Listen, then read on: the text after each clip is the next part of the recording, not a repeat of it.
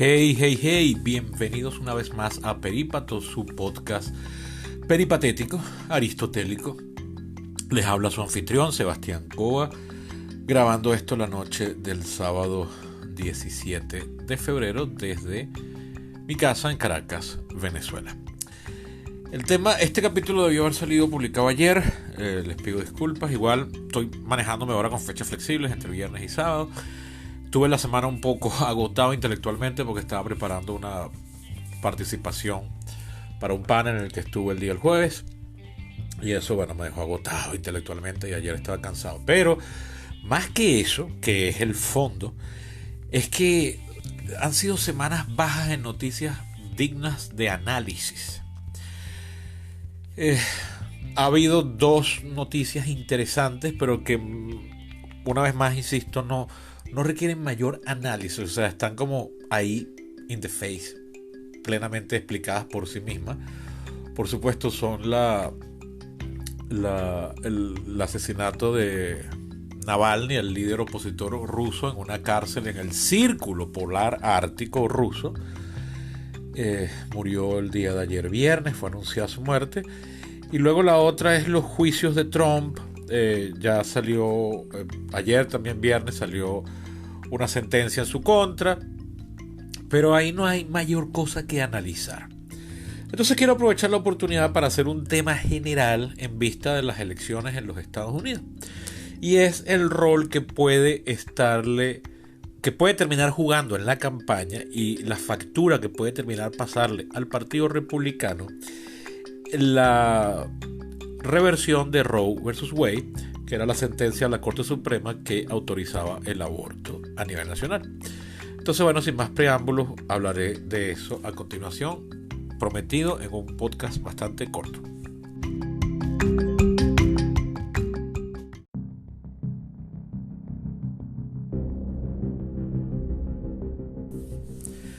Bien, para poder hacer el siguiente análisis debo hacer un muy pequeño repaso histórico para que se me pueda entender.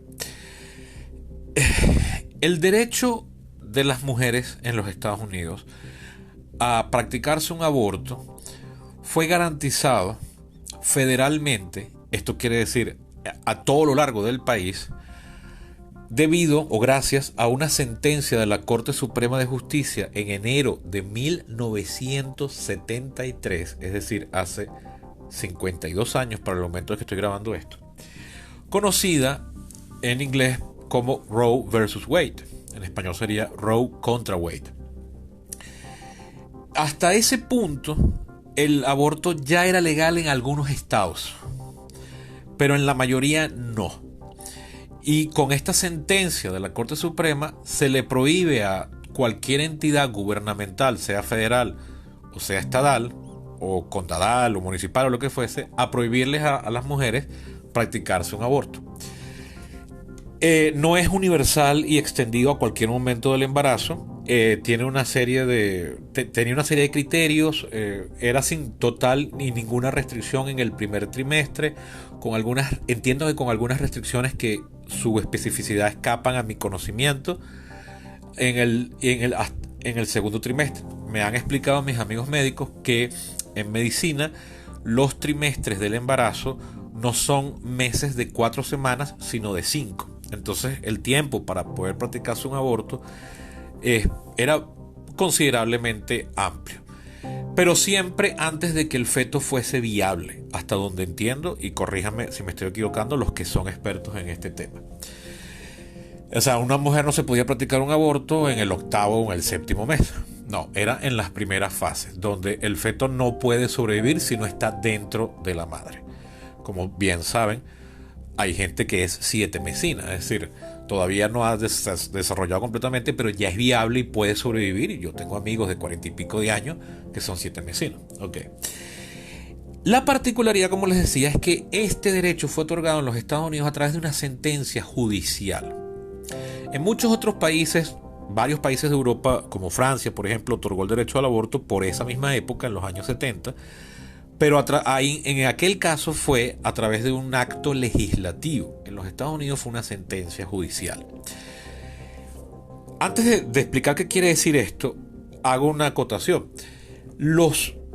Para ese momento en los Estados Unidos no había mayor oposición al aborto en el grueso de la población. Había sectores que eran abiertamente antiaborto, pero en general, por el espíritu de la época, eso que llaman el zeitgeist, ¿sabes? Los años 60, los 70, la liberación femenina, los derechos civiles, todo aquello, había cierta proclividad a otorgar ese derecho. Y esto se expresaba en el hecho de que en ambos partidos había considerable cantidad de políticos y miembros de base que eran favorables al aborto.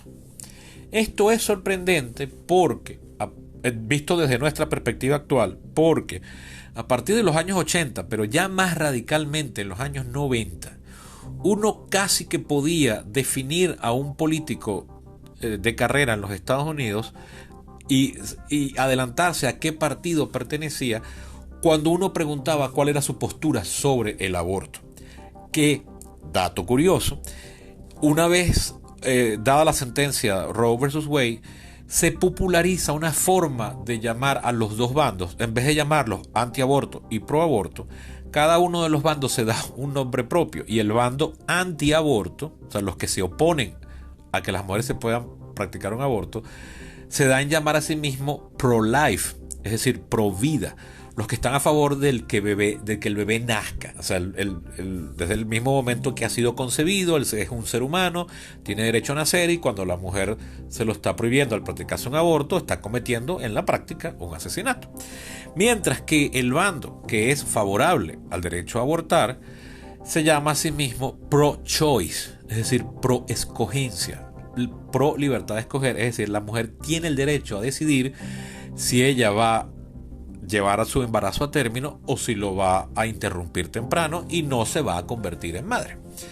Ok, como les decía, a partir de los años 80, pero sobre todo en los años 90, esto, sobre todo entre los republicanos, se volvió lo que ellos allá llaman un litmus test. Es decir, una especie de prueba de pureza. Tú eres un auténtico republicano si tú te opones al aborto. Sobre todo cuando esto sucede, cosa curiosa, eso no era así en la política de los Estados Unidos, cuando las posturas liberales y conservadoras se van decantando hacia cada uno de los partidos, pero primero y más radicalmente hacia el bando republicano.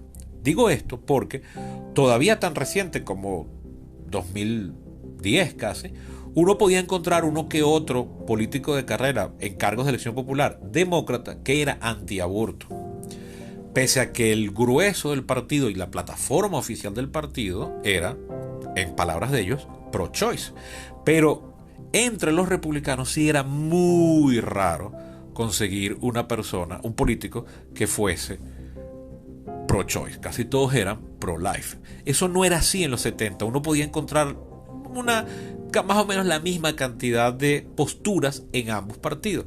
Pero a partir de la era Reagan en los años 80 y sobre todo a todo lo largo de los 90, y ya en la actualidad es radicalmente así, el partido republicano se vuelve un partido sólidamente conservador. El Partido Demócrata tiende a aglutinar liberales, pero tiene sus porcentajes conservadores. De hecho, Biden en la actualidad representaba a, usando un término que como ya saben bien no me gusta utilizar, a la derecha del Partido Demócrata. La izquierda actual del Partido Demócrata está representado por personas como la diputada, saben que allá sea más representante, pero no quería repetir la palabra, Alexandra Ocasio-Cortez, del Bronx, en Nueva York. Pero bueno, estos son ya desviaciones. La cosa es que lo curioso es que al volverse una demanda de pureza y una parte esencial de la plataforma político-ideológica del Partido Republicano, pasaron dos cosas. Primero, que se vuelve como la fuerza motriz para aglutinar voluntades alrededor del partido. Pero la estrategia a largo plazo no era pasar una ley que prohíba el aborto. No. Porque ya al haber sido por una sentencia, tú no podías hacer una ley para revertir una ley anterior, porque nunca había habido una ley que hiciese federal el derecho al aborto. Había sido una sentencia. Entonces la estrategia era, bueno, vamos a llenar las cortes y eventualmente la Corte Suprema de Justicia de jueces conservadores que sean públicamente opuestos al aborto, que hayan escrito y lo hayan dicho de boca y hayan quedado grabados y registrados en eso, para que eventualmente llegue un día en que reviertan Roe versus Wade. Se volvió como una especie de promesa bíblica, o sea, una cosa muy a largo plazo. Y resulta que eso llegó 49 años después, en julio de 2022, cuando se pasó, o sea, mejor dicho, subió a la Corte Suprema de Justicia un caso llamado Dobbs contra Organización de la Salud de la Mujer de Jackson. Imagino que es una organización de Mississippi, que en la práctica lo que hizo simple y llanamente fue revertir la sentencia de Roe versus Wade. Pero ojo, esa sentencia no está ahora prohibiendo el aborto, no. Lo que hizo fue devolverle a los estados el derecho a ser ellos quienes pasen legislaciones pro o anti aborto, como era hasta 1973, como ya les había dicho antes. Para ese momento había varios estados que tenían el aborto legalizado, incluso de los años tan tempranos como de los años 50. Pero esta sentencia lo que había hecho era federalizarlo, es decir, mira, ninguna entidad de este país puede impedirle a la mujer, dentro de estos parámetros, practicarse un aborto. Eso, el Dobbs versus Jackson Women's Health Organization, lo que hizo fue devolverle esa potestad a los estados. Y para este punto de la historia, varios estados tenían leyes, como ellos llaman, trigger law, es decir, leyes gatillo, que decían, básicamente decían esto: para este momento el aborto es un derecho federal por sentencia judicial, pero si esa sentencia judicial del año 73 llega a ser revertida, automáticamente, de acuerdo con esta ley, en este estado queda prohibido el aborto. Eso lo tenían varios estados aprobados y en vigencia ya, y entonces quiere decir que a partir de julio de 2022, en varios estados quedó automáticamente prohibido el aborto. Con lo cual, los republicanos habían alcanzado su gran promesa bíblica, su gran proyecto político ideológico, que había nacido muy tímidamente en algún punto a finales de los 70, se había comenzado a convertir en un tema central en los años 80 y ya para los años 90 se había convertido en una pieza importantísima, capital, angular de la plataforma política ideológica del partido. Ahora bien, ¿qué sucede y dónde está lo interesante? Al haber centrado durante décadas, 5 en total, casi todos los esfuerzos y congregar voluntades a través de ese gran tema, que para algunos votantes en los Estados Unidos eran lo que ellos llaman single issue candidates, voters, es decir, personas para quienes lo único que era importante era garantizar que eventualmente se revierta Roe versus Wade, y solo votaban con ese criterio. Y si veían un candidato que podía estar prometiendo quitarles todo tipo de beneficios de salud, pero que eventualmente iba a nombrar jueces, o sea, iba a hacer toda esta vía indirecta de nombrar jueces que llegada la oportunidad eventualmente pudiesen revertir Roe versus Wade, ellos votaban por esa persona. Y muchas veces uno veía ya en los 90 que los candidatos a presidentes, ellos lo decían públicamente: yo voy a nombrar puros jueces conservadores que eventualmente reviertan Roe versus Wade. ¿Qué pasa? Al hacerlo así, al haberlo hecho así, ahora que finalmente lo han conseguido, es como, ajá, ¿y ahora qué? Ya no hay esa fuerza cohesiva y motivadora de la magnitud que llegó a ser esa plataforma, porque ya lo lograron, ya está, ya salvaron a la humanidad, ya salvaron a todos esos bebés que no iban a nacer. ¿Y ahora qué se hace? Pero además, como los Estados Unidos es, pese a sus críticos, un país con una muy fuerte y profunda tradición democrática, casi todos los estados tienen establecido en su letra constitucional algo que no existe a nivel federal, pero sí a nivel estatal, que es pasar leyes por vía refrendaria.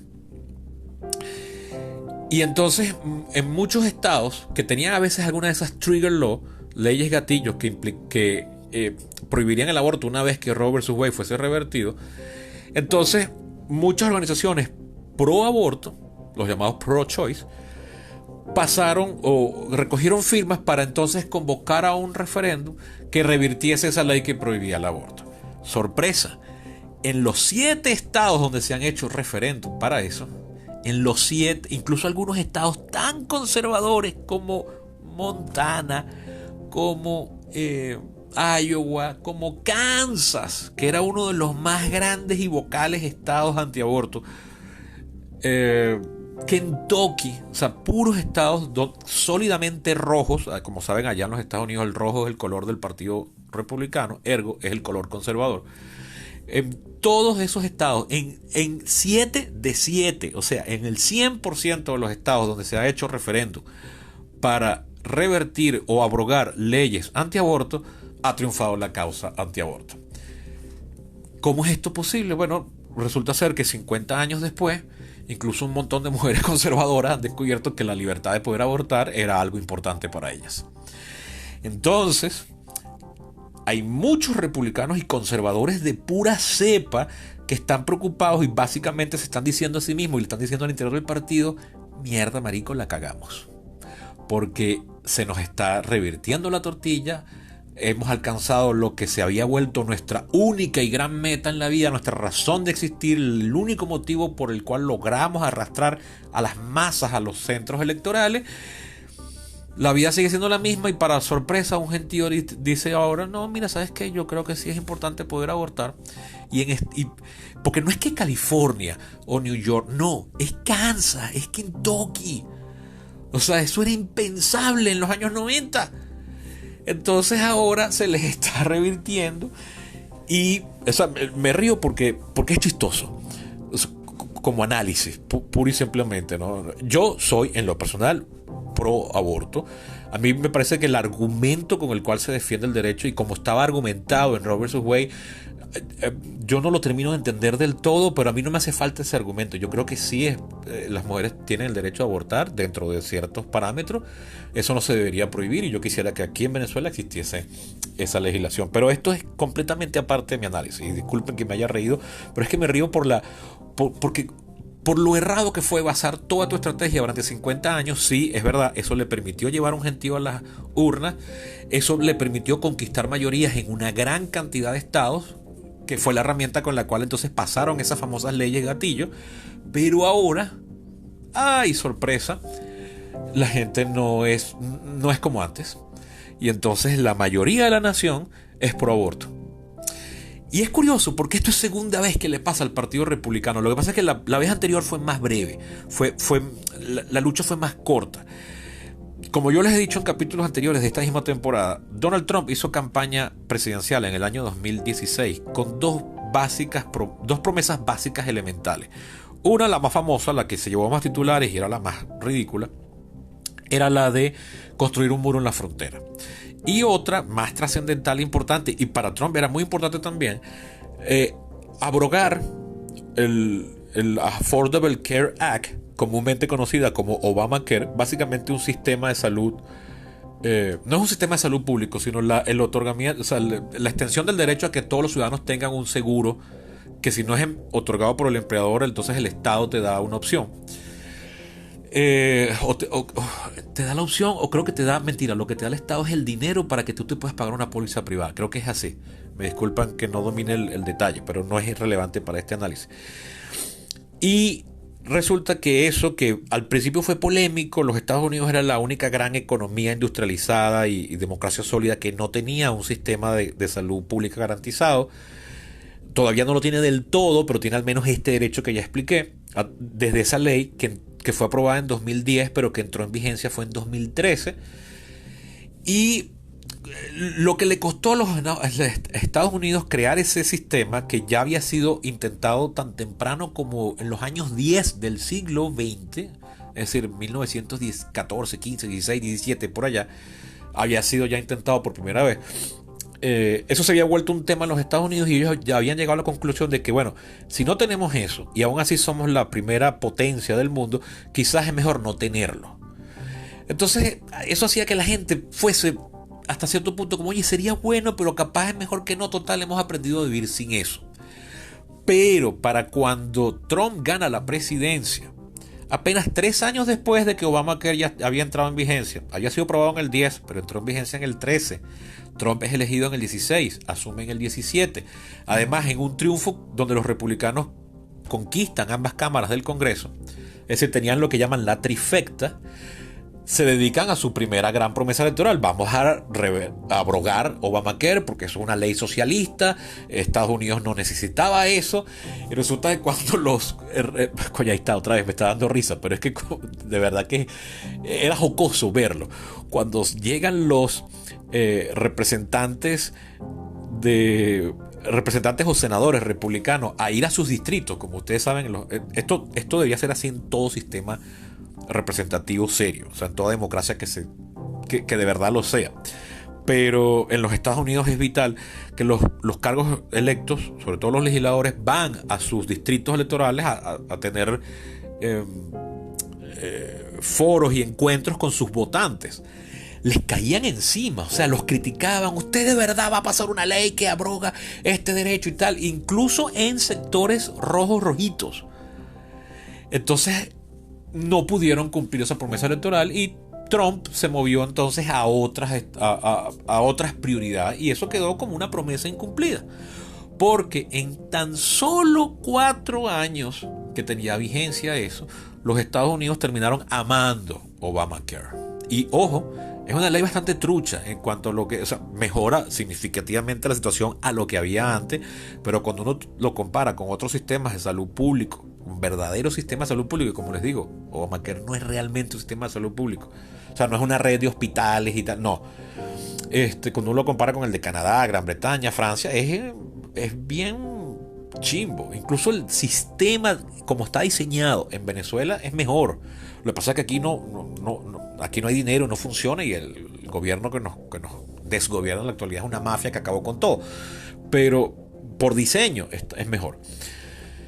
Entonces, bueno, ahí hay un ejemplo de cómo mosca con desear mucho algo, porque podrías llegar a la desgraciada situación en la que veas que se te cumpla y después básicamente no sabes qué hacer con eso. Entonces, así como el esfuerzo por revertir Obamacare mermó la habilidad política del Partido Republicano y tuvo que moverse a otras prioridades entre el 17 y el 20, en la actualidad los republicanos están temiendo que la reversión de Roe vs. Wade se les esté volviendo en su contra, y que aunque ahora está abrogado, los demócratas puedan eventualmente conseguir en estas elecciones, si ganan la Casa Blanca, o sea, mejor dicho, si conservan la Casa Blanca y reconquistan la Cámara de Representantes, donde hay una mayoría republicana muy tenue de solo 3 representantes, eventualmente los demócratas pasen una ley, ahora sí, por el proceso legislativo tradicional, que garantice el derecho federal al aborto. Es decir, no vamos a usar una sentencia judicial, vamos a hacer una ley que eventualmente, así como fue Obamacare, que eventualmente para ser revertida va a tener que ser, solamente se puede revertir una ley a través de otra ley. Entonces, bueno, es muy interesante ver esta situación desarrollarse en los Estados Unidos. He estado viendo analistas súper conservadores admitir en público que ha sido un error. O sea, que ahora fue cuchillo para su garganta, se les volvió una espada de doble filo y les va a pasar factura en las urnas bien temprano, o sea, posiblemente este mismo año. Que hay no solo la elección presidencial, sino hay elecciones legislativas. Se renueva 1/3 del Senado y la totalidad de la Cámara de Representantes. Porque, por supuesto, los demócratas no son tontos y han comenzado a hacer campañas centrándose en ese tema. Es decir, vota por mí, que soy del partido que por lo menos no soy del partido que te quitó a ti el derecho a abortar y que te quiso quitar a ti el derecho a un seguro médico. Es interesante eso, porque entonces le está dejando al Partido Republicano sin opciones. O sea, el Partido Republicano se convirtió en un partido sólidamente conservador que, insisto, no lo era ni siquiera en la época de Nixon. Lo comienza a hacer en la era Reagan, pero aún así Reagan es, al lado de los republicanos en la actualidad, un liberal. Parece mentira. O sea, él, que era la bestia negra conservadora, que alguien como mi papá no lo podía ver ni en pintura, y yo crecí con esa postura de mis padres, sobre todo mi papá la hice propia. Pero cuando uno analiza las políticas de Reagan y las compara con la del Partido Republicano en la actualidad, tú dices, pero este hombre era un liberal. O sea, este partido ya no es el partido de Reagan. Entonces, bueno, eso les está eventualmente pasando factura, porque antes ellos lograron mover a un gentío a las urnas, prometiéndoles eso: mira, vota por mí, que yo voy a poner jueces que eventualmente, si se da el caso, tengan la oportunidad de revertir Roe versus Wade. Y la gente aceptaba eso y votaba por eso. Ya no, ya se logró, ya lo revertieron. ¿Y ahora qué les vas a prometer? Mientras lo descubren, van a perder la mayoría, que es muy, muy, muy, muy, muy, muy tenue.